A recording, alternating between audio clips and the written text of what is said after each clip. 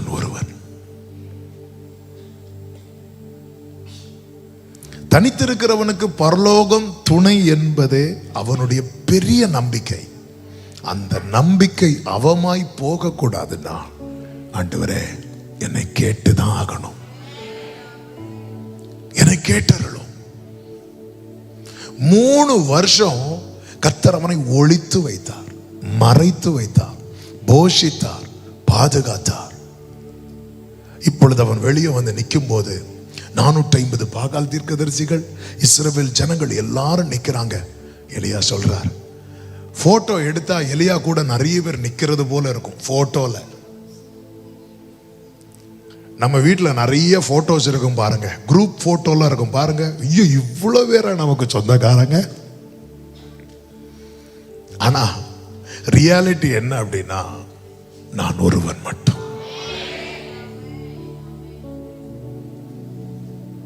ஹல்லேலூயா Jesus. நான் ஒருவன் மாத்திரம். தனிமையில் அழுத போது தேற்றிட யாரும் இல்ல, தள்ளாடி நடந்த போது தாங்கிட யாரும் இல்ல. தனிமையில் அழுத போது தேற்றிட யாரும் இல்ல, தள்ளாடி நடந்த போது தாங்கிட யாரும் இல்ல. கதறி அழுத நேரத்தில் என் கண்ணீர் துடைத்த உங்க கிருபை. கதறி அழுத உங்க கிருபை இல்லைன்னா நானும் இல்ல. உங்க கிருபை இல்லைன்னா, கைகளை உயர்த்தி உங்க கிருபை வேண்டுமே, உங்க கிருபை வேண்டுமே, உங்க கிருபை போதுமே. உங்க கிருபை இல்லாம நான் ஒன்றும் இல்லையே. உங்க கிருபை glory.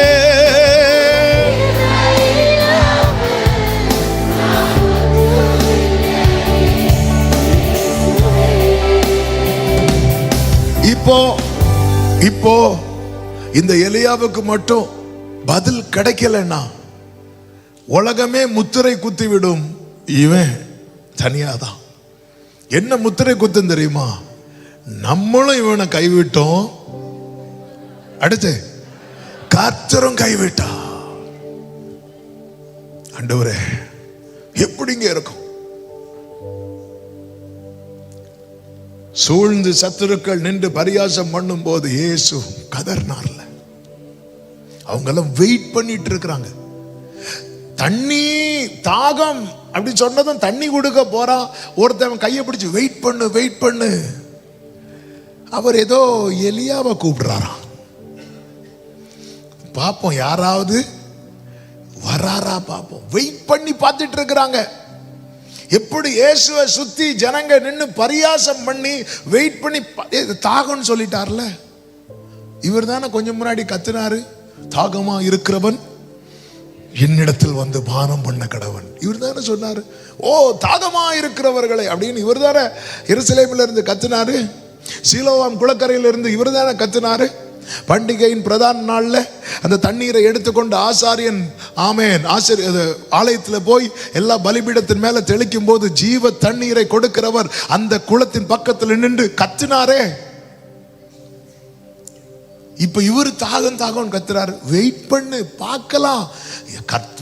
இவர் கூப்பிடுறாருல ஒரு தடவை பிதான்னு, அவர் யாரையாவது அனுப்புறாரா பார்க்கலான்னு வெயிட் பண்ணு அப்படின்னாங்க. வரல யாரும். உடனே என்ன பண்ணாங்க தெரியுமா? நாங்க உங்களுக்கு தண்ணி தாரோன்னு சொல்லி கசப்பு கலந்த காடியை தோய்த்து அப்படி கொடுக்குறாங்க பாருங்க. ஆண்டவரே என்னை நீங்க கேட்டருளலைன்னா எனக்கு உலகம் கசப்பு கலந்த காடியை கொடுக்கறதுக்கு ரெடியா இருக்கிறாங்க. பைபிள் சொல்லுது, அவர் ருசி பார்த்து.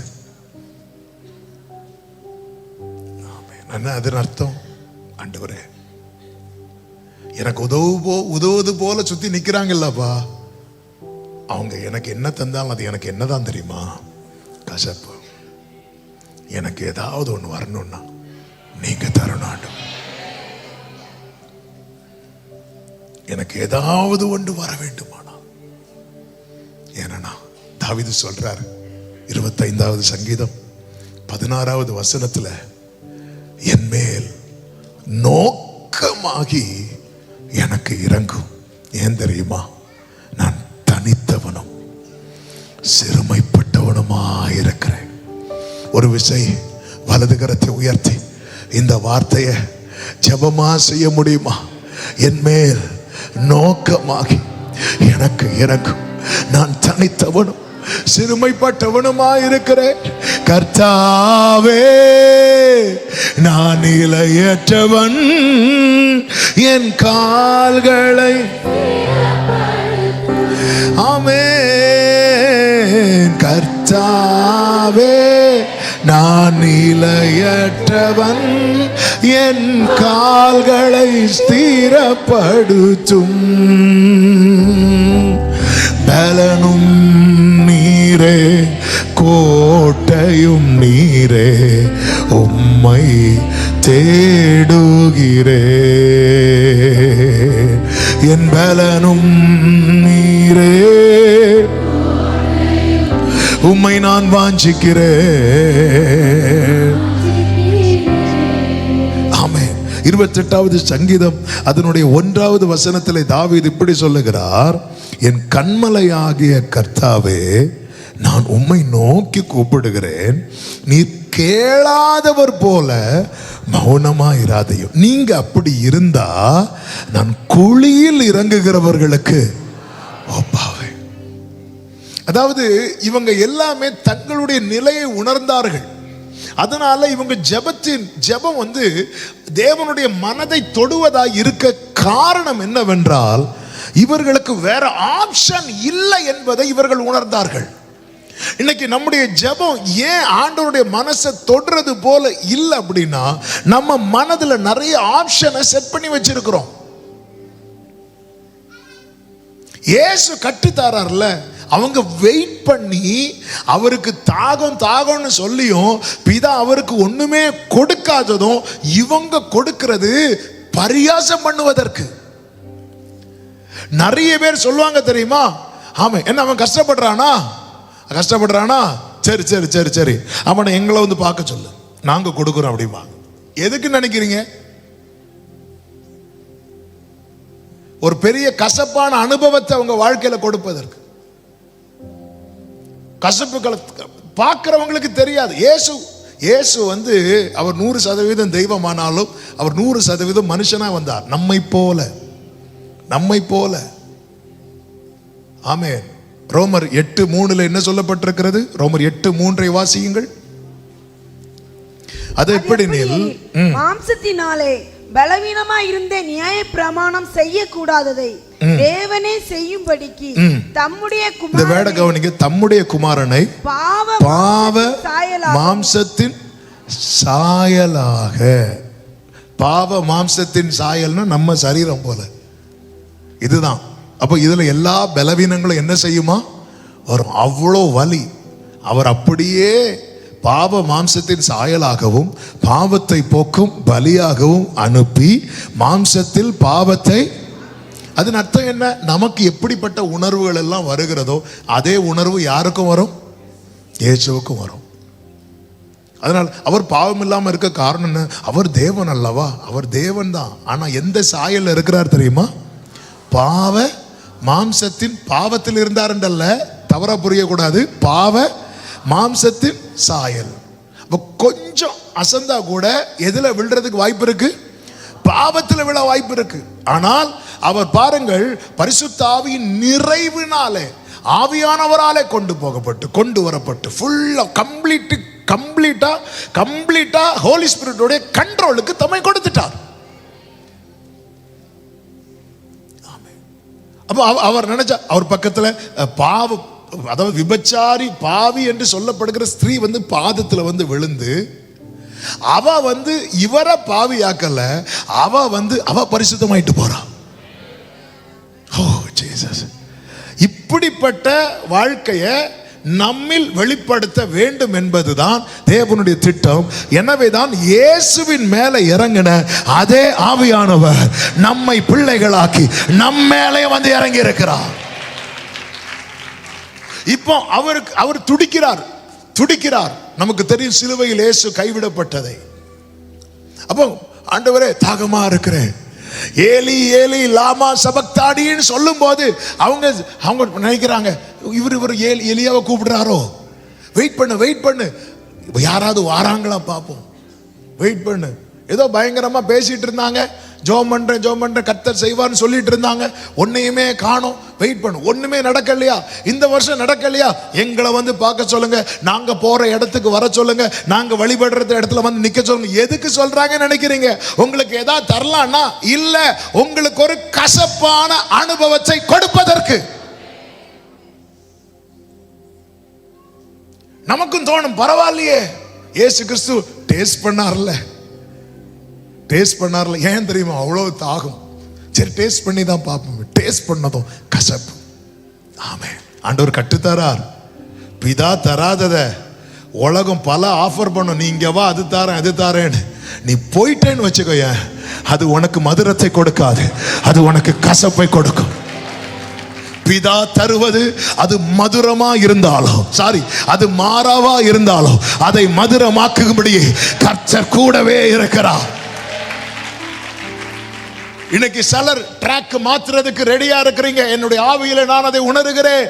ஜெபித்து நவம்பர் மாதம் வரை வந்தாச்சு. இல்ல, அவங்க கூப்பிடுறாங்க, அவங்க கூட போய் நின்னா, அவங்க கூட போய் இந்த நபரை பார்த்தா, அவங்க கூட போய் இங்க கோயில் போனா, அங்க போனா இது கிடைக்கும், இது நாங்க உங்களுக்கு செய்யறோம், இதை ஒண்ணு மட்டும் நீங்க செய்யுங்கன்னு சொல்லி இருக்கிறாங்க. செஞ்சுதான் பாப்போமே. செஞ்சா தரமாட்டாங்களா? தருவாங்க. ஆனா அது எதுவாக தான் இருக்கும் தெரியுமா உங்களுக்கு? கசப்பாக தான் இருக்கும். ஆவியானவர் சபைகளுக்கு சொல்லுகிறதை காதுள்ளவன் கேட்க கடவன். ஹalleluya. நீங்க தாங்க ஆண்டவரே, நீங்க தரலன்னா நான் குழியில் இறங்குகிறவர்களுக்கு. கொஞ்சம் யோசித்து பாருங்க. எலியாவுக்கு பதில் கிடைத்ததும் பாகால் தீர்க்கதரிசி, நான் 5ன்னு சொன்னேன், 5 எப்படி போகும்னு தெரியாது, 5 போட்டோம். செய்தி இருக்கு. நான் அதான் ஆரம்பத்தில் சொன்னேன். நம்ம எதுக்கு வரல? பிரசங்கம் வரல, செய்தி. ஆமே, கொஞ்சம் யோசித்து பாருங்க. இந்த பதில், அதாவது பாகால் தீர்க்கதரிசிகளுக்கு பதில் கிடைக்காதது மேட்டர் கிடையாது. ஆனா ஜெபிக்கிற ஒரு தேவ பிள்ளைக்கு பதில் கிடைக்காதது பெரிய மேட்டர் ஆக்கப்படும். அது பெரிய இஷ்யூ ஆக்கப்படும். அது ஒரு பெரிய விஷயமாக்கப்படும். ஹalleluya. காரணம், நாம் ஆராதிக்கிற தேவன் ஜெபத்தை கேட்கிறவர் என்பதை உலகம் அது நம்புது. ஆமென் சொல்லுங்க பார்க்கலாம். நாம் ஆராதிக்கிற தேவன் ஹalleluya ஜெபத்தை கேட்கிறவர். ஜெபத்தை கேட்கிறவரே, மாம்சமான யாவரும் உம்மிடத்தில் வருவார்.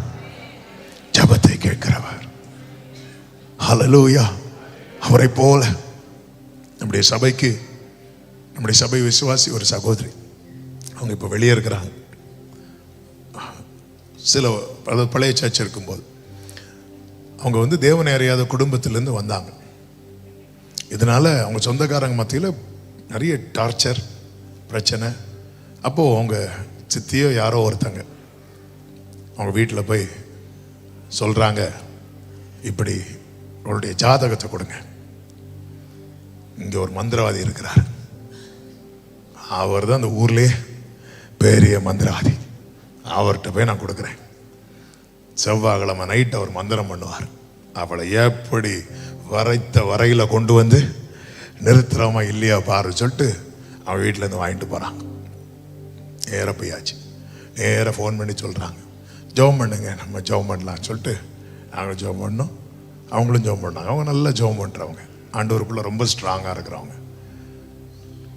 அன்னைக்கு நைட்டு பயங்கரமாக நடந்திருக்கு போல. அடுத்த நாள் காலையில் அந்த அது என்னது ஜாதகத்தை தூக்கிட்டு கொண்டு வந்து இந்த சகோதரி அவங்க அம்மாட்ட, இதை வச்சுக்கோங்க. என்னாச்சு? வரைச்ச வரையில் நிறுத்தலையா? அவர் லைனை போட்டு அவர் ஓடிட்டார். ஏன் ஓடிட்டார்?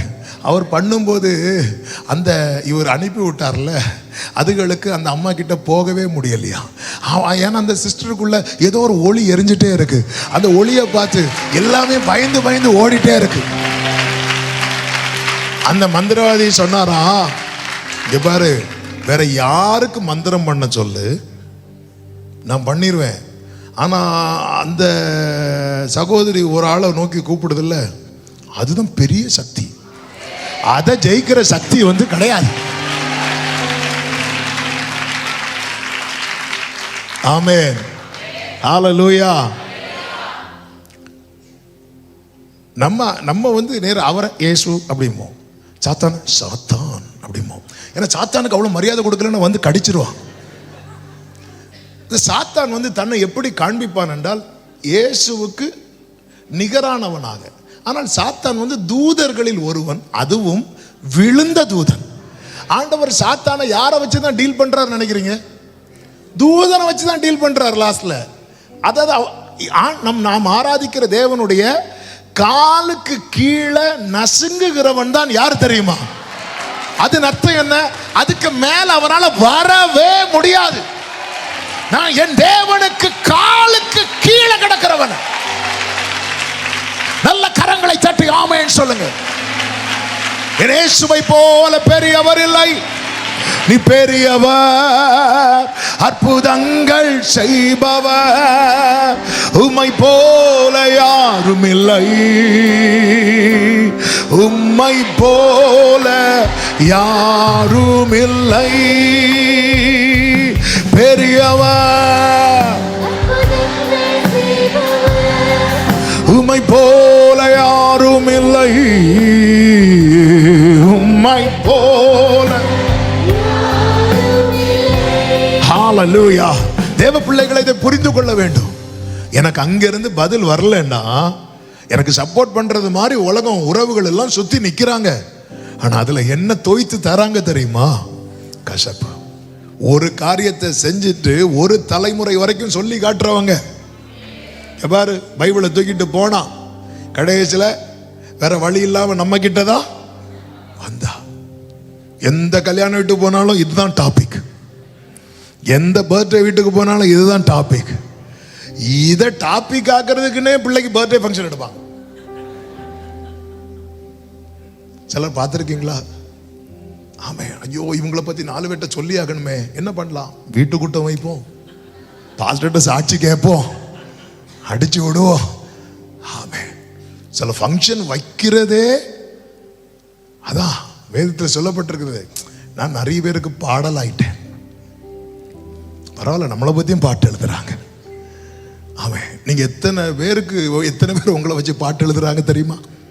உங்களுக்கு தெரியாது. உங்களை சங்கீதம் பாட சொன்னா ஒழுங்கா சங்கீதம் பாடுங்க, இல்லைன்னா உங்க சங்கீதம் நிறைய பேர் பாடிட்டு இருப்பாங்க. நீங்க சங்கீதம் பாட சொன்னா ஃபுல்லா புலம்பல். அதனால சத்துரு சங்கீதம் பாடுறான். நீங்க சங்கீதம் பாடினா சத்துரு புலம்பல் பாடுவான். ஆமென். என்னை கேட்டருளும் ஆண்டவரே, என்னை கேட்டருளும். கொஞ்சம் யோசித்து பாருங்க. ஆண்டவர் இப்படிதான் பார்க்க வைக்கிறார். ஒருவேளை அந்த இடத்துல எலியாவுக்கு பதில் கிடைக்கலன்னா, பாகால் தீர்க்கதரிசிகளுக்கு பதில் கிடைக்காத போது எந்த ஜனங்களாவது கேட்டாங்களா? என்னங்க ஒரு பதில் வரல? இல்ல, அவங்க கூப்பிடுற தெய்வம் பதில் கொடுக்கலன்னா மேட்டர் ஆகாது.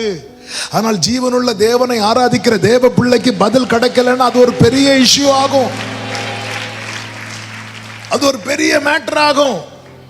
அந்த இடத்துல நாம் வெட்கப்பட்டு போவது மட்டுமல்ல, தேவனுடைய நாமம் தூஷிக்கப்படும். இந்த இடத்துல நான் எல்லாத்தையும் சேர்த்து 5 சேர்த்து வச்சு பேசிட்டு இருக்கிறேன். அதனால பாயிண்ட் பை பாயிண்டா நான் போகல. ஆவியானவர் கொண்டு போகிற பிரகாரம் பேசுகிறேன். டைம் இல்லை.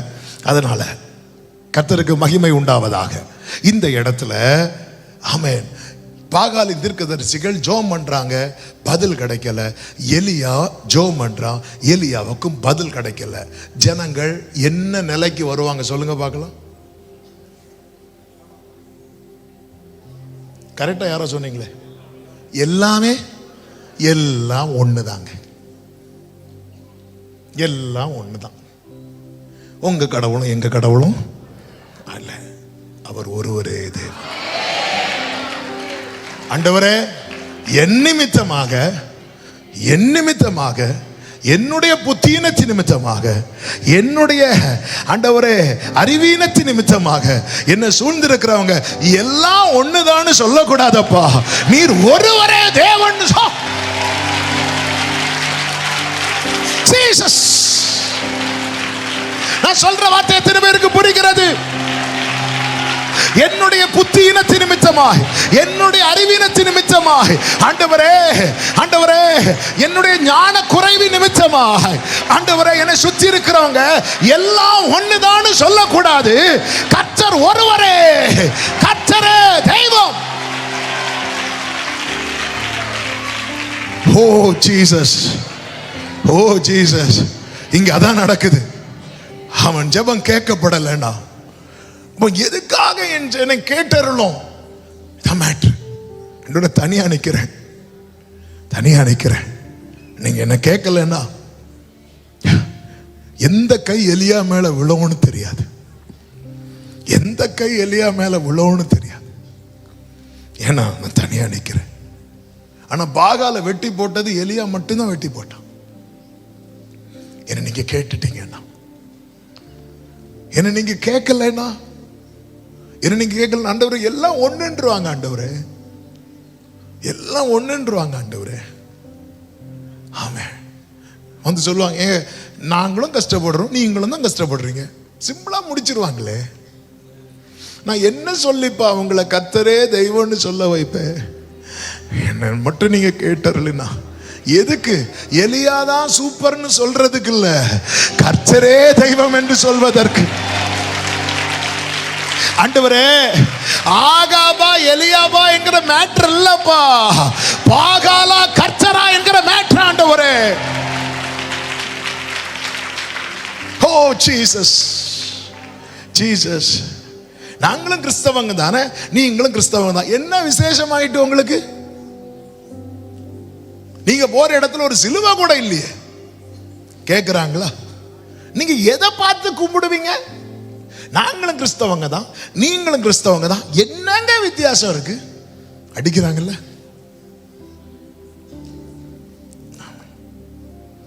நாங்களும் இயேசுவை தான் கும்பிடுறோம். எந்த இயேசுவை? பிலாத்துக்கு பேரே என்னதான் தெரியுமா? இயேசுன்னு தான் இருக்கு. பிலாத்துக்கு பேர்ல பரபாஸ் பேரு.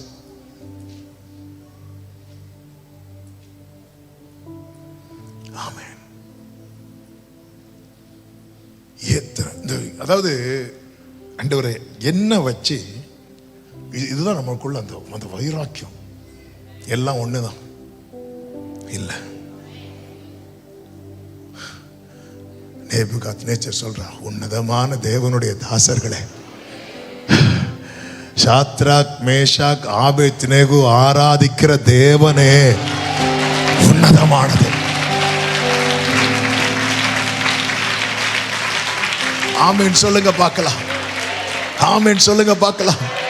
ஹalleluya. ஆமென். நாம் ஆராதிக்கும் தேவன் நல்லவர், விடுவிக்க வல்லவரே. நாம் ஆராதிக்கும் தேவன் வல்லவர், விடுவிக்க வல்லவரே. எரிகிற அக்கினிக்கும் ராஜாவுக்கும் விடுவிக்க வல்லவரே. சொல்லுவோம்.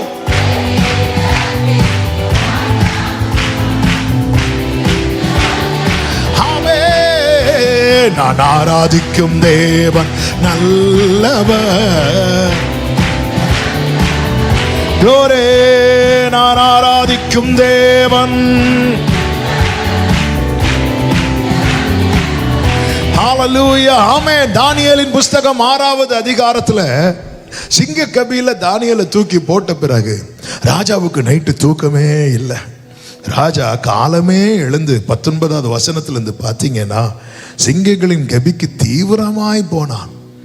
ராஜா கபியின் கிட்ட வந்தபோது துயர சத்தமாய் தானியேலை கூப்பிட்டு, தானியேலே, என்ன ஒரு ஆச்சரியம் தெரியுமா? எப்படிங்க கூப்பிட மனசு வந்துச்சு? அதாவது தானியேல் ஜெபிக்கிறத வச்சு ராஜா ஒன்னு மனசுல செட் பண்ணிட்டாரு. இவன் ஜெபத்துக்கு எப்ப எப்படியும் பதில் வரும். ஆமா, உங்களுக்கு தெரியாதுங்க, உங்களுக்கு தெரியாது. நீங்க ஜெபிக்கிறத வச்சு டைரக்டா உங்கள்கிட்ட பேசலைன்னாலும் உங்களை சுத்தி இருக்கிறவங்க அந்த பதில் வருமா இல்லையான்னு பார்த்துட்டு இருக்கிறாங்க. அந்த பதில் வருமா இல்லையான்னு பார்த்துட்டு இருக்கிறாங்க. உங்களை சுத்தி இருக்கிறவங்க பதில் வருமா இல்லையான்னு பார்த்துட்டு இருக்கிறாங்க. தானியேலே அப்படின்னு கூப்பிட்டு அடுத்த வார்த்தையை பாருங்க, ஜீவனுள்ள தேவனுடைய தாசனே.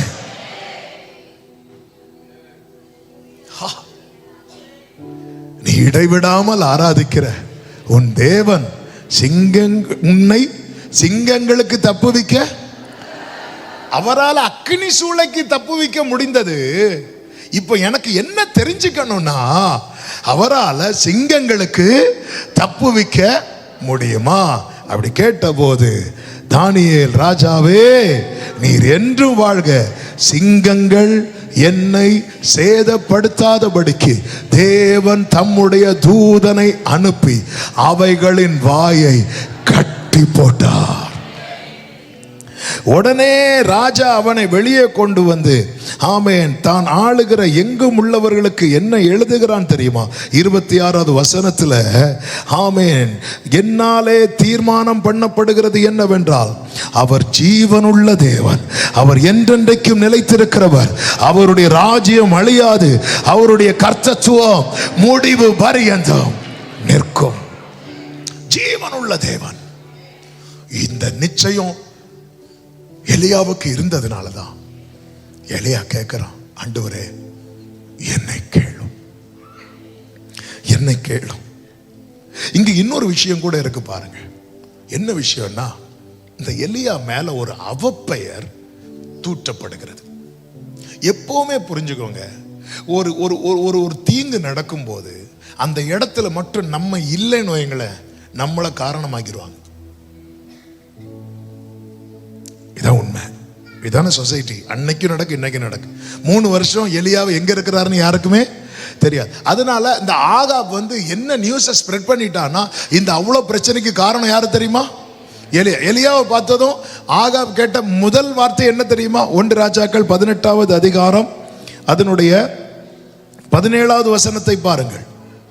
ஆகாப் எலியாவை கண்டபோது ஆகாப் அவனை நோக்கி, இஸ்ரவேலை கலங்க பண்ணுகிறவன் நீ அல்லவா என்றான். உண்மையிலே கலங்க பண்ணது யாரு? அடுத்த வசனத்துல எலியா சொல்றாரு, அதற்கு அவன், இஸ்ரவேலை கலங்க பண்ணுகிறவன் நான் அல்ல, கர்த்தரின் கட்டளைகளை நீயும் உம்முடைய தகப்பன் வீட்டாருமே. உண்மையிலே கலங்க பண்ணது யாரு தெரியுமா? ஆகாபும் அவன் குடும்பமும். ஆனா இப்ப யாரு இல்ல? ஒரு கேஸ் நடக்குங்க, 2 பேர் போனோம், ஒரு ஆள் போயிட்டாங்க, இன்னொரு ஆள் வரல. உடனே எப்படி தீர்ப்பாயிரம் தெரியுமா? வந்தவங்களுக்கு சாதகமா. பாரு, அவங்க கிட்ட தப்பு இருந்ததுனால தானே அவன் வரல, அப்படியே மாத்திடுவாங்க. பாருங்க, இவ்வளவு பிரச்சனையிலேயே ஆகாப் சொல்லியிருப்பான், நான் நிக்கிறேன்ல, எங்க எலியா, எங்க உங்க எலியா? ஓடுறான் பாத்தியா? ஏன் ஓடுறான் தெரியுமா? ஒளித்திருக்கிறானா, இங்கேயே ஒளிச்சுட்டானாமே. ஏன் ஒளித்திருக்கான் தெரியுமா? அவ்வளவு பிரச்சனைக்கும் காரணம் யாருன்னு தெரியுமா? அதனாலதான் திருப்பி எலியா எந்த மட்டும் 2 நினைவுகளால் குந்தி குந்தி நடப்பீர்கள் அப்படின்னு சொல்லும் போது ஒரு ஆமீன் கூட சொல்லல. எல்லாம் அப்படி எங்களுக்கு யாரை நம்பனே தெரியல. இப்ப இவன் மேல இருக்கிற இந்த அவப்பெயரை மாற்றணும். இப்ப ஜனங்கள் எல்லாருமே, அதனாலதான் வேதம் சொல்லுகிறது அதனுடைய 21ல, கர்த்தர் தெய்வமானால் கர்த்தரை பின்பற்றுங்கள், பாகால் தெய்வமானால் பாகாலை அவனை பின்பற்றுங்கள் சொல்லும் போது ஜனங்கள் பிரதியுத்தரமாக அவனுக்கு ஒன்றும் சொல்லவில்லை. ஆமென். சில காரணங்களை எலியா மேல ஒரு பகிரங்கமான ஒரு குற்றச்சாட்டை வைக்கிறாங்க. இந்த தேசம் இவ்வளவு வறட்சிக்கு காரணமே யார் அப்படின்னா இவன் தான். இது மாறணும், இது மாறணும். ஆண்டவரே, இது மாறணும்னா நீங்க எனக்கு பதில் தந்துதான் ஆகணும். இன்னைக்கு உங்க குடும்பத்துல பிரச்சனைக்கு உங்களை தனியா நிறுத்தி குற்றப்படுத்திட்டு இருக்கிறாங்க. சொந்தங்கள் உங்களை நிறுத்தி குற்றப்படுத்திட்டு இருக்கிறாங்க. இந்த குடும்பத்துக்கெல்லாம் காரணம் என்ன தெரியுமா? இவன் பைபிள் எடுத்ததுனால தான், இவ பைபிள் தூக்குனதுனால தான். இதனால மொத்த குடும்பம் பாதிக்கப்படுது பாரு. என் பிள்ளைகளுக்கு வாசல் திறக்கப்படல, இவ எல்லாத்தையும் விட்டுட்டு ஆண்டவர் ஆண்டவர்னு போனாலே இதனால தானே. இப்படிப்பட்ட ஒரு நிலையில் தான் இப்பொழுது யார் நிற்கிறார் என்றா, இந்த எலியா நிற்கிறார். எனவே தான் இருதயத்திலிருந்து ஏக்கத்தோடு கதறுதலோடு, கர்த்தாவே என்னை கேட்டருளோ, என்னை கேட்டருளும் என்றார். இந்த ஜெபம் அவன் சொல்லி முடிப்பதற்குள்ளவே வானத்திலிருந்து அக்கினி இறங்கி வந்தது. உன் மேல் இருக்கிற அவப்பெயரையும் உன் மேல் இருக்கிற பொய்யான குற்றச்சாட்டையும் நீக்கும்படியாய் கர்த்தர் பரத்திலிருந்து பதிலை அனுப்புகிறார். விசுவாசிக்கிறவங்க ஆமென் சொல்லி